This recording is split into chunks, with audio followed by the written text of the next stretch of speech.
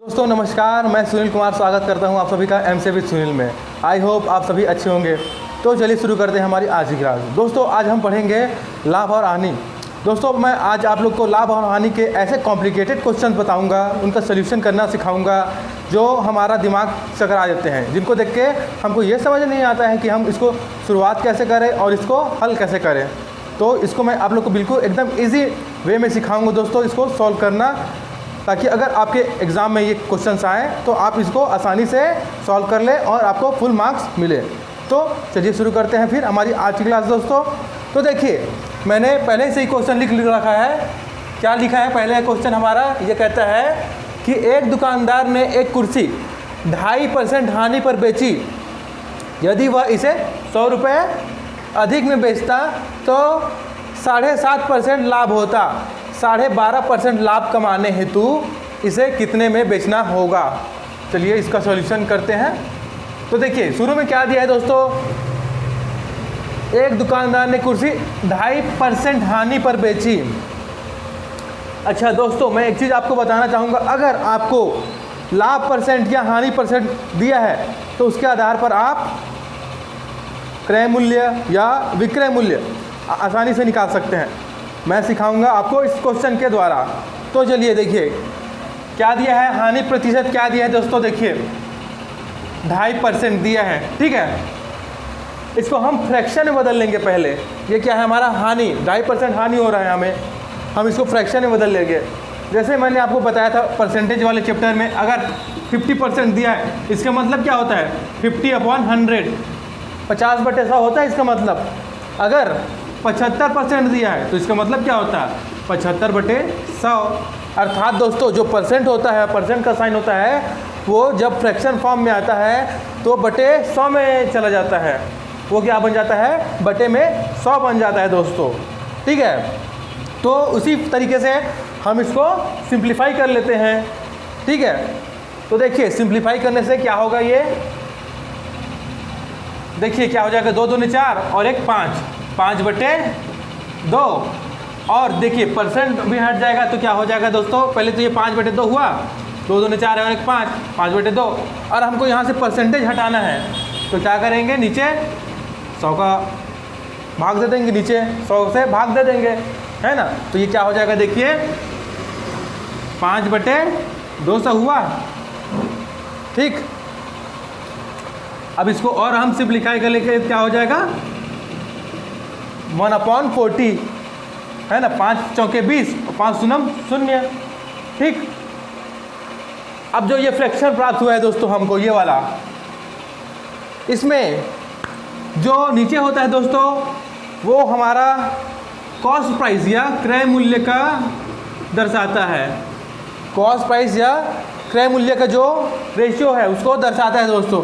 और ऊपर जो होता है वो लाभ या हानि होता है, लाभ या हानि होता है दोस्तों। नीचे जो बटे का नीचे होता है वो क्रय मूल्य को दर्शाता है, और जो बटे के ऊपर में होता है अर्थात अंश में जो होता है वो लाभ या हानि को दर्शाता है, और हर में जो होता है वो क्रय मूल्य को दर्शाता है दोस्तों। तो देखिए हमें इस क्वेश्चन में क्या हो रहा है, पहले लाइन के अनुसार हमें हानि हो रहा है दोस्तों। तो ये एक जो है वो हानि हो जाएगा, तो ऊपर का एक जो है वो क्या हो जाएगा, हानि हो जाएगा। तो एक का हानि हो रहा है किसके ऊपर, हमें 40 के ऊपर। 40 हमारा क्रय मूल्य मान के चल रहे हैं, है ना। तो 40 हमारा क्रय मूल्य है, उसके ऊपर एक की हानि हो रही है। तो देखिए मान लीजिए हमारा कॉस्ट प्राइस है 40, तो एक की हानि हो रही है, तो एक की हानि हो रही है तो विक्रय मूल्य कितना हो जाएगा दोस्तों 39 हो जाएगा। 40 के ऊपर एक की हानि होती है तो कितना होता है 39 रुपये।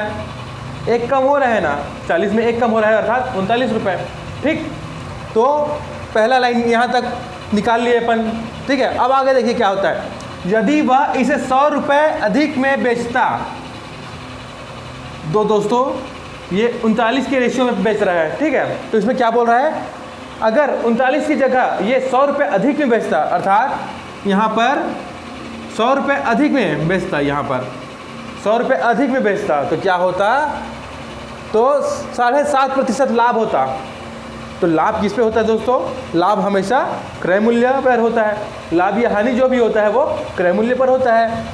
तो देखिए क्रय मूल्य कितना हमारा 40 रुपये है ना, 40 मान के चले हैं, क्रय मूल्य हमारा 40 है। इस पर कितना लाभ होता? अगर हम इसको 100 रुपये अधिक में बेचते, इससे 100 रुपये अधिक में बेचते तो हमको इस पर कॉस्ट प्राइस पर 7.5% लाभ होता दोस्तों। ठीक है, 7.5% लाभ होता। तो यहाँ पर से सेलिंग प्राइस क्या हो जाएगा वो निकाल लेते हैं। ठीक है, तो देखिए इसको हम तोड़ लेते हैं 7.5% को, तो क्या हो जाएगा 7 दूने 14, 15/200 हो जाएगा। ठीक है, 7 दूने 14, एक 15/200/2 होगा, और ये जो परसेंट होगा वो नीचे 100 में भागित फॉर्म में आ जाएगा दोस्तों, तो 15/200। ठीक है, इसको और तोड़ लेते हैं हम लोग। तो देखिए 5 से 15, 5 चौके 20, 5 शून्य 0। ठीक,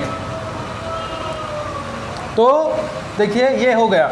अब ये क्या हुआ, 40 का इतना, 40 का 3/40 कितना रुपए हो जाएगा देख लीजिए, ये 3, अर्थात 40 में हम और 3 जोड़ लेंगे तो हो जाएगा 43। तो यहाँ क्या आ जाएगा दोस्तों 43, अर्थात 40 पे 7.5% लाभ क्या होगा 43। ठीक है, 40 पे 7.5% लाभ कितना होगा 43 दोस्तों। ठीक है, मैं एक बार आपको शुरू से और बता देता हूँ। अगर 2.5% हानि पर बेचता है तो हमने उस जो है 2.5% वाले फॉर्म है उसको फ्रैक्शन में कन्वर्ट कर लिए। उससे हमको क्या मिला 1/40, और जो नीचे होता है वो होता है क्रय मूल्य, ऊपर जो होता है वो होता है प्रॉफिट या लॉस। ठीक है, बट हमारे क्वेश्चन में दिया है लॉस अर्थात हानि दोस्तों। तो क्रय मूल्य 40 है तो हानि 1 रुपये का हो रहा है 40 के ऊपर। तो अगर 40 पे क्रय मूल्य है तो बेचेंगे कितना 39 में, क्योंकि 1 रुपये कम होगा, 1 रुपये की हानि हो रही है तो। ठीक है, अब उसके बाद क्या बोला है, वह इसे 100 रुपये 100 रुपये अधिक में बेचता। तो पहले 39 में बेच रहा था, उसमें 100 रुपये अधिक बेचता तो है ना, तो कितना होता, उसको 7.5% लाभ होता। तो 7.5% लाभ किस पे होगा दोस्तों, कॉस्ट प्राइस पे होगा। ठीक है, 7.5% लाभ पे कितना हो रहा है इसका 43, 40 का 7.5% लाभ कितना हो रहा है 43। ठीक है, इसका मतलब है अगर वो क्या आप कह रहा है 7.5% नहीं 100 रुपये अधिक में बेचेगा, 100 रुपये अधिक में बेचेगा तो 43 में बेचेगा, किस पे 7.5% लाभ पर। ठीक, अब देखिए ये जो 100 रुपये है क्या लिखा है 100 रुपये अधिक लिखा है वो दोस्तों, 100 रुपये अधिक। और मैंने आपको पहले ही बताया है कि किसी प्रश्न में अगर कभी भी आपको कम या अधिक मिले तो वो हमेशा अंतर होता है, वो डिफरेंस होता है। ठीक है, तो देखिए ये 100 रुपये डिफरेंस किसका बीच का होगा, तो इन दो नंबर्स के बीच का होगा दोस्तों, इनके और इनके बीच का, इन दोनों के बीच का डिफरेंस 100 है। ठीक है, और इनके बीच का डिफरेंस कितना है देखिए 39, 43, तो कितने का है 4, 39 में 4 जोड़ेंगे 43 आ जाएगा। तो इनके बीच का डिफरेंस कितना आ रहा है दोस्तों 4 आ रहा है। तो जो 4 यूनिट है, ठीक है, ये 4 यूनिट जो है 4 यूनिट बराबर है 100 रुपये के। 4 यूनिट है दोस्तों वो बराबर है 100 रुपये के। तो 1 यूनिट कितना के बराबर हो जाएगा 100/4। ठीक, जब 4 यूनिट, ये इन दोनों के बीच का डिफरेंस है 4 आ रहा है दोस्तों, 4 इकाई। ठीक है, इसको हम इकाई लिख देते हैं। जब 4 इकाई बराबर है 100 रुपये के, ये देखिए इन दोनों का डिफरेंस है और इन दोनों का डिफरेंस कितना है 100 रुपये। ठीक, तो जब 4 इकाई बराबर है 100 रुपये के दोस्तों, तो 1 इकाई कितना हो जाएगा 100/4।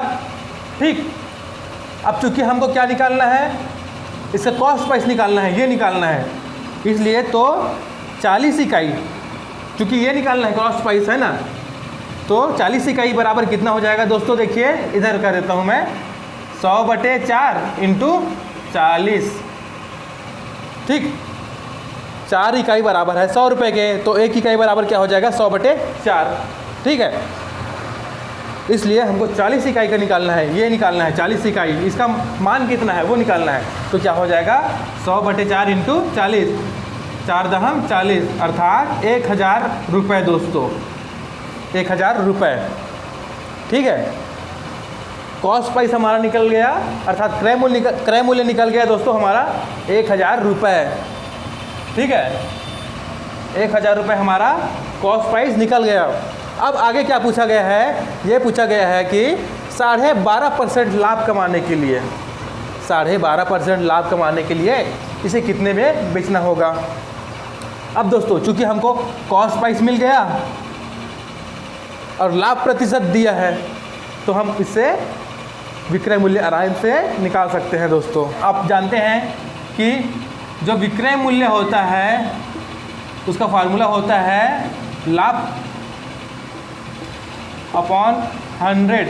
ठीक है, 100 प्लस लाभ है। ठीक है, 100 प्लस लाभ अपॉन 100 इंटू क्रय मूल्य या कॉस्ट प्राइस, ये इसका फार्मूला है दोस्तों। ठीक है, तो हम इसमें वैल्यू पुट कर देते हैं। तो देखिए 100 प्लस लाभ कितना हो रहा है, देखिए 12.5%। इसको सिंप्लीफाई कर दिए तो क्या हो जाएगा, 12 दूने 24, 25/2। तो 25/2 अर्थात उसका आधा क्या, 25 का आधा होता है दोस्तों, देखिए 12.5। ठीक है, 12.5 होता है 25 का आधा, तो देखिए 12.5 यहाँ लिख दीजिए। ठीक, अब इधर बटे में 100 कर दीजिए। ठीक है, और गुणा में कर दीजिए क्रय मूल्य। क्रय मूल्य कितना मिला है हमको, 1000। 1000 यहाँ लिख दीजिए। ठीक है, अब इसको सिंप्लीफाई, इसको जोड़ दीजिए तो क्या हो जाएगा, 112.5 अपॉन 100 इंटू 1000। ठीक, अब यहाँ से दशमलव हटाना है दोस्तों, तो हम क्या करेंगे, नीचे एक 0 लगा देंगे। ये दशमलव हट गया। अब देखिए 1000 यहाँ, 1000 यहाँ कट गया दोस्तों, बचा क्या, 1125 हमको प्राप्त हुआ। तो हमारा सेलिंग प्राइस कितना मिल गया दोस्तों, 1125 रुपये। यही हमको निकालना था। क्या निकालना था, सेलिंग प्राइस निकालना था, जो हमें मिला दोस्तों 1125 रुपये। ठीक, तो इस तरीके से आपको इसको सॉल्व करना है दोस्तों। आई होप ये मेथड आपको समझ में आया होगा। और क्वेश्चन देख लेते हैं जिससे आपका ये जो कॉन्सेप्ट है वो क्लियर हो जाए। तो बढ़ते हैं नेक्स्ट क्वेश्चन पर। दोस्तों हमारा अगला प्रश्न देखिए क्या कहता है कि एक व्यक्ति ने कोई वस्तु खरीदकर इसे 5% लाभ पर बेच दिया। यदि वह इसे 5% कम में खरीदता तथा 1 रुपये कम में बेचता तो उसे 10% लाभ होता। वस्तु का क्रय मूल्य कितना है। तो हमको इसमें क्रय मूल्य निकालना है दोस्तों। चलिए सॉल्व करते हैं। तो देखिए क्या दिया है इसमें, कोई वस्तु खरीद कर इसे 5% लाभ पर बेच दिया। हमको प्रॉफिट परसेंट मालूम है तो हम क्या निकाल लेंगे, उससे क्रय मूल्य विक्रय मूल्य का यूनिट निकाल लेंगे। किस रेशियो में क्रय मूल्य और विक्रय मूल्य है दोस्तों। तो देखिए 5% दिया है, इसको हम 5/100 या 100 लिख सकते हैं। ठीक है, 5/100 लिख लिए। इसको और सिंप्लीफाई कर लीजिए तो 5 × 5 और 5 × 100। इससे क्या समझ में आता है हमको कि अगर ये जो है नीचे रहता है वो कॉस्ट प्राइस या क्रय मूल्य रहता है दोस्तों, और ऊपर का क्या रहता है, ये रहता है लाभ या हानि। बट इसमें देखिए क्या दिया है, लाभ दिया है, 5% लाभ, अर्थात यहाँ एक जो है एक इकाई जो है वो लाभ है दोस्तों। ठीक है, यह एक जो इकाई है वो लाभ है और 20 जो इकाई है वो क्रय मूल्य है। ठीक है, तो अगर 20 इकाई क्रय मूल्य है तो एक लाभ पर कितना होगा विक्रय मूल्य, 21 हो जाएगा। अगर क्रय मूल्य 20 है और 1 यूनिट का लाभ हो रहा है तो विक्रय मूल्य हो जाएगा दोस्तों 21। ठीक, अब देखिए आगे क्या बोल रहा है, यदि वह इसे 5% कम में खरीदता। पहले किसने में खरीदा है, 20 में खरीदा है, 20 यूनिट में खरीदता है, तो बेचा कितना है 21 में, जिस पे उसको 1 यूनिट का लाभ हुआ है दोस्तों। उसी पे बोल रहा है 20 पे, अगर वह इसे 5% कम में खरीदता, अगर 20 में ना खरीद कर वह इसे 5% कम में खरीदता तो 20 का 5% कितना होता है देख लेते हैं। 20 से कम 20 पंचे 100, 5 से कम 5, अर्थात 20 का 5% होता है दोस्तों 1। ठीक है, तो अगर 20 में ना खरीदता वो 5% कम में खरीदता, अर्थात इसे 5% घटा दीजिए, तो 20 में 1 घटाएंगे जो कि 20 का 5% हो, 20 में 1 घटाएंगे तो क्या हो जाएगा, 19 हो जाएगा दोस्तों। ठीक है, क्योंकि 20 से 5% कम में बोल रहे हैं हम, अगर तो 19 क्या है, 20 का 5% में 1 कम हो रहा है। ठीक है, तो देखिए क्या बोल रहा है, 5% कम में खरीदता, तो 1 जो होता है वो 5% होता है दोस्तों 20 का। ठीक है, तो 1 कम हो गया, तो क्या होता, उसको कम में खरीदता था, 1 रुपये कम में बेचता। पहले कितने में बेच रहा था, 21 में बेच रहा था, अब बोल रहा है 1 रुपये कम में बेचता, 1 कम। पहले 21 में बेच रहा था, अब उसमें बोल रहा है 1 कम, उसमें और बेचो, तो क्या होता, उसको 10% का लाभ होता। तो लाभ किस पे होता है दोस्तों, कॉस्ट प्राइस पे होता है, क्रय मूल्य पर होता है। यहाँ पर क्रय मूल्य कितना है, 19, तो 19 का 10% कितना निकलेगा, देख लीजिए, 19 का 10% लाभ कितना निकलेगा, ये देखिए 0 जो गया, ये 0 गया, इधर कितना 11,99 बचा 9, 11 9 20, 20.9, अर्थात नया सेलिंग प्राइस कितना निकल गया दोस्तों, 20.9, 20.9। ठीक है, 20.9 निकल गया। अब देखिए हमको 2 चीज़ें प्राप्त हो गई, एक पहले का सेलिंग प्राइस, एक बाद का सेलिंग प्राइस दोस्तों। ठीक है, अब इनके बीच में 1 का अंतर है, ये जो देखिए 1 रुपये कम लिखा है ना, यहाँ पर देखिए 1 रुपये कम। तो आप जानते हैं कभी भी प्रश्न में कम या ज़्यादा हो, वो क्या होता है, वो अंतर होता है। और ये 1 रुपये जो दिख रहा है वो किसके बीच का अंतर है, 21 और 20.9 का, है ना, ये अंतर है इन दोनों के बीच का। ठीक है, 1 रुपये अंतर हो रहा है दोस्तों। ठीक है, 1 रुपये, अब 1 रुपये इनका अंतर तो हो गया, ये एक चीज़ मालूम चल गया, बट इन दोनों संख्याओं का अंतर कितना है, तो इन दोनों संख्याओं का अंतर है दोस्तों 0.1 का, 0.1 का। क्यों, अगर हम 20.9 में 0.1 जोड़ देंगे वो हो जाएगा 21, तो इनके बीच का अंतर है 0.1 का दोस्तों। तो ये 0.1 जो इकाई है, ये जो इकाई है वो किसके बराबर है, 1 रुपये के, वो बराबर है 1 रुपये के। तो 1 इकाई कितना हो जाएगा दोस्तों, तो 1 इकाई हो जाएगा 1/1/0.1, 0.1 रुपये के बराबर हो जाएगा। हमें निकालना है कॉस्ट प्राइस, तो कॉस्ट प्राइस का यूनिट ये है ना, कॉस्ट प्राइस का यूनिट है 20, तो 20 इकाई बराबर क्या हो जाएगा, 20 इकाई बराबर हो जाएगा दोस्तों 1/0.1 इंटू 20। ठीक, अब हमको यहाँ से ये दशमलव हटाना है, तो क्या करेंगे, ऊपर एक 0 बढ़ा देंगे, ये दशमलव हट जाएगा दोस्तों। ठीक, अब इधर क्या हो जाएगा, 1/1 इंटू 200। अब 1 में 1 से भाग देने पर क्या बचेगा, 1 ही बचेगा, तो 1 इंटू 200 बराबर 200 रुपये। ये हमारा कॉस्ट प्राइस निकल गया दोस्तों, हमारा क्रय मूल्य निकल गया 200 रुपये। तो इस तरीके से आपको निकालना है क्रय मूल्य। तो देखिए एक इजी वे में हमने निकाल लिया क्रय मूल्य इस कॉम्प्लिकेटेड क्वेश्चन का। ठीक है, चलिए बढ़ते हैं अगले क्वेश्चन पर। दोस्तों हमारा अगला प्रश्न क्या कहता है, देखिए, एक मशीन को 10% लाभ पर बेचा गया, यदि आज इसे 80 रुपये कम में बेचा जाता तो विक्रेता को 10% की हानि होती, तो मशीन का क्रय मूल्य कितना है। चलिए सॉल्व करते हैं इसको। देखिए मशीन को 10% लाभ पर बेचा गया है दोस्तों, तो 10% लाभ बेचा गया है, तो हम इसको लिख सकते हैं इस तरीके से 10/100 अर्थात 1/10। इसका मतलब क्रय मूल्य 10 यूनिट है, क्रॉस प्राइस और प्रॉफिट है दोस्तों 1 यूनिट। ठीक है, कॉस्ट प्राइस 10 यूनिट है, उस पर 1 यूनिट क्या है, प्रॉफिट। इसके आधार पर हम सेलिंग प्राइस निकाल सकते हैं।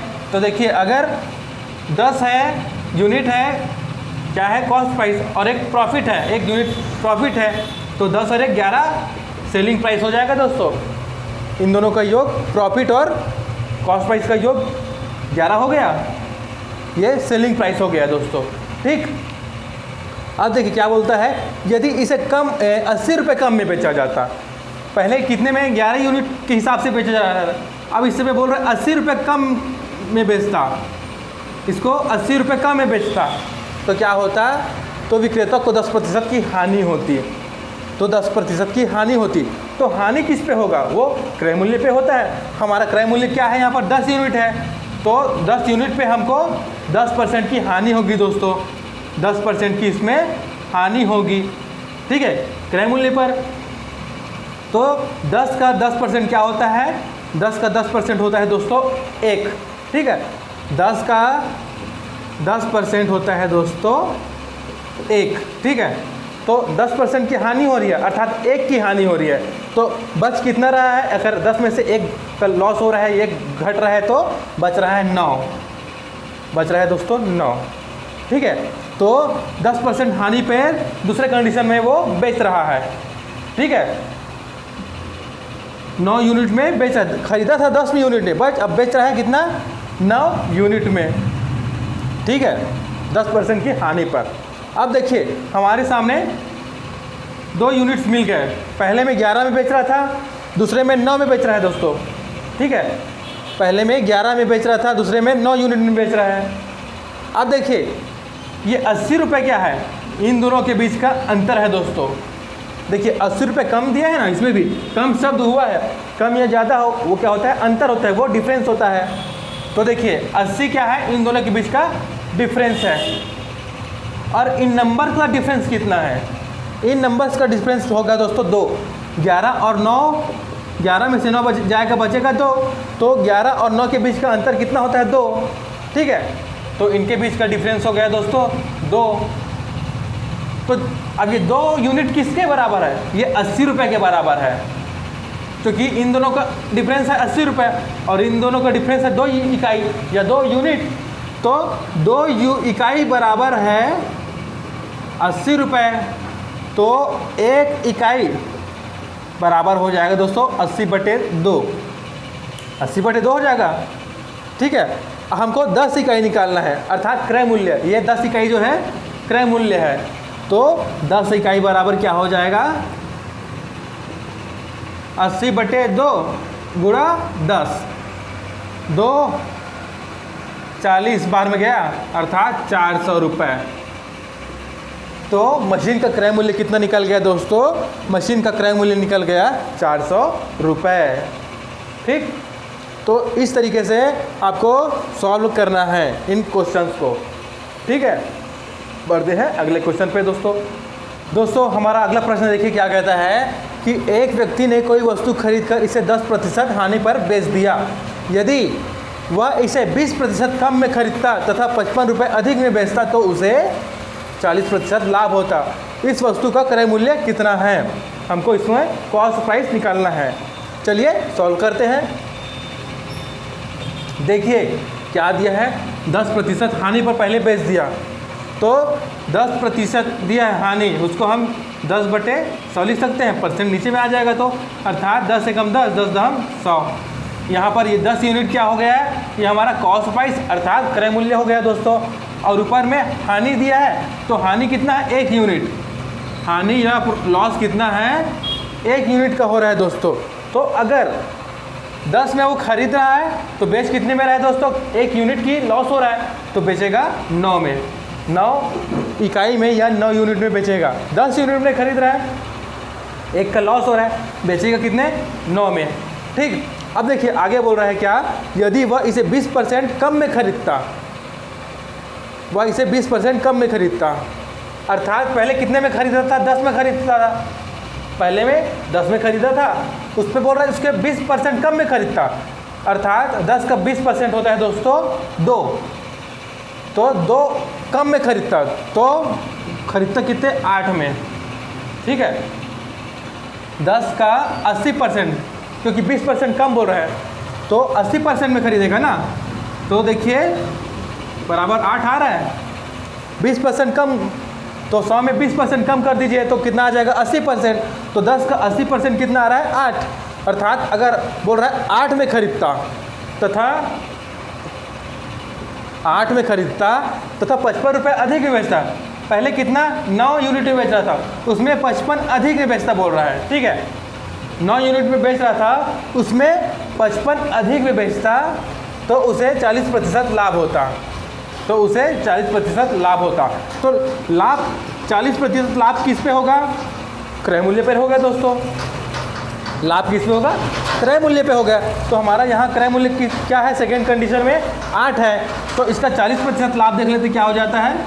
40% लाभ हो जाएगा दोस्तों। इसको देखिए, ये 2 पंचे 10, 2 चौके 8, ठीक है। और ये क्या है? 14 चौके क्या है? 40%। इसको गलत हो रहा है क्या? 140/100, ठीक है। ये 0 कटा, ये 0 कटा, 2 पंचे 10, 2 चौके 8, 14 चौक 56/5, ठीक। अब देखिए ये क्या हो जाएगा? 112 यही हो जाता दोस्तों, क्या है ना? 5 एकम 5, 5 एकम 5, 5 दूने 10, ठीक है। 11.2, 11.2 आ रहा है, ठीक। 11.2। तो अगर वो 20% कम में खरीदता तो 8 रुपये में खरीदता, तो 8 का 40%, और बोल रहे ना अगर 55 रुपये अधिक में बेचता, अर्थात पहले 9 में बेच रहा था, उस पर 55 रुपये अधिक में बेचता, तो क्रय मूल्य पे 40% लाभ होता। तो 8 रुपये पे 40% लाभ होता है दोस्तों 11.2। तो पहले था 9 रुपये या 9 इकाई, पहले सेलिंग प्राइस था 9 इकाई, अब हो रहा है 11.2 इकाई। इसमें 55 का अंतर है दोस्तों। देखिए 55 रुपये अधिक या कम हो, वो हमेशा डिफरेंस होता है, अंतर होता है। ये 55 का अंतर हो गया, 55 रुपये का, ठीक है। अब ये जो 2 इकाई हैं, 9 इकाई और 11.2 इकाई, इनके बीच का भी एक डिफरेंस है। क्या होगा? 11 में 0.2 में से 9 जाएगा तो बचेगा कितना दोस्तों? तो देखिए 11.2 में से 9 जा रहा है तो बचेगा कितना? देखिए 10 में से ये बच गया 2.2 बच रहा है। तो इनके बीच का डिफरेंस क्या आ रहा है? 2.2, ठीक। 2.2 इनके बीच का डिफरेंस आ रहा है दोस्तों। 2.2 इकाई आ रहा है इनके बीच का डिफरेंस। 9 इकाई और 11.2 इकाई का डिफरेंस आ रहा है 2.2 इकाई, ठीक है। अब ये जो 2.2 इकाई है दोस्तों, ये किसके बराबर है? ये 2.2 इकाई जो है, 2.2 इकाई जो है वो बराबर है 55 रुपये के, क्योंकि इन दोनों के बीच का डिफरेंस है 55 और इन दोनों के बीच का डिफरेंस है 2.2 इकाई। ये रुपए में है, ये इकाई में है, ठीक है। तो 2 इकाई बराबर है दोस्तों 55 रुपये। तो 1 इकाई बराबर कितना हो जाएगा? 55/2.2, ठीक। ये नीचे चला जाएगा। हमको निकालना क्या है? Cost price. तो कॉस्ट प्राइस क्या है? 10 इकाई, 10 इकाई है कॉस्ट प्राइस। तो क्या करेंगे? इसलिए 10 इकाई बराबर क्या हो जाएगा? 55/2.2 गुणा 10, ठीक। अब दोस्तों यहाँ से दशमलव हटाना है, तो दशमलव हटाए के बाद हम लोग क्या कर देंगे? एक 0 लगा लेंगे ऊपर में, ठीक है। अब देखते हैं कुछ करता है क्या? 11 दूनी 22, 11 पंचे 55, 2 एकम 2, 2 50 100, अर्थात 250 रुपये आ गया दोस्तों हमारा कॉस्ट प्राइस। हमारा कॉस्ट प्राइस कितना आ गया? 250 रुपये दोस्तों। तो देखिए कितने इजी मेथड से, कितने इजी वे से हमने निकाल लिया इस कॉम्प्लिकेटेड क्वेश्चन का कॉस्ट प्राइस। कॉस्ट प्राइस आ गया इसका 250 रुपये, ठीक दोस्तों। आई होप आप लोग को आज की मेरी क्लास पसंद आई होगी। अगर आप लोग को आज की मेरी क्लास पसंद आई है तो मेरे चैनल को सब्सक्राइब कीजिए, वीडियो को लाइक कीजिए, शेयर कीजिए और बेल आइकन को भी ज़रूर दबाइए दोस्तों, ताकि आगे आने वाली वीडियोस की नोटिफिकेशन आप लोग को मिलती रहे। तो दोस्तों मिलते हैं अगली क्लास में, तब तक के लिए जय हिंद।